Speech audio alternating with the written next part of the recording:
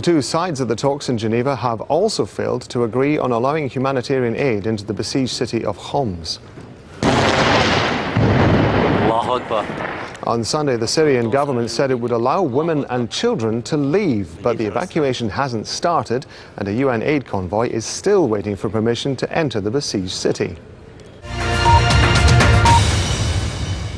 Many buildings left in ruins, rebel enclaves that have been shelled for 3 years and are now besieged by government forces.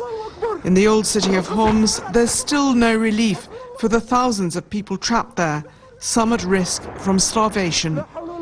President Assad's government has promised to let women and children out, but that's not enough for the UN.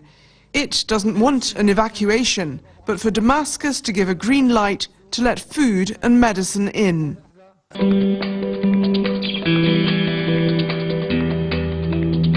There is apparently the will to continue these discussions. Once again, I tell you, we never expected any miracle. There are no miracles here, but it's we will continue and see. Some questions, starting with James. He said that both sides were still working on a way of evacuating civilians from Homs and that talks were continuing on allowing a Red Crescent convoy of humanitarian aid into the besieged city.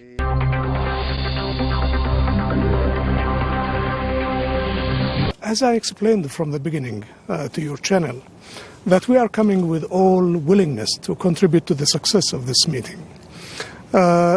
What we did today was presenting a paper on basic elements for a political communique.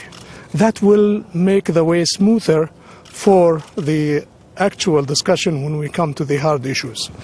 In this paper we have 5 points, and we have never thought that Syrians will disagree on these 5 points.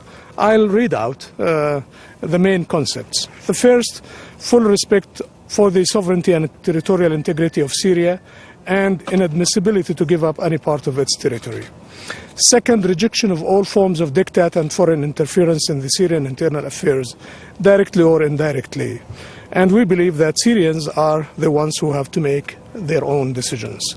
3, and this is a very important point, the Syrian Arab Republic is a democratic country on the basis of political pluralism, the rule of law, and the independence of the judiciary and citizenship, and protecting national unity and cultural diversity of the components of the Syrian society and protecting public freedom. The 4th point is rejection of terrorism and combating it, and rejecting all forms of extremism, racism and Takfiri Wahhabi thinking, and asking the countries to stop providing terrorist groups, supplying them with armament, training, financing, and providing them with information or financing. For those, also stopping all kinds of media hatred, incitement to perpetrate terrorist acts, in accordance with international resolutions relevant to combating terrorism. This is 1973 resolution of the Security Council. And the last point, preserving all state institutions and the country's infrastructure and public and private properties and protecting them.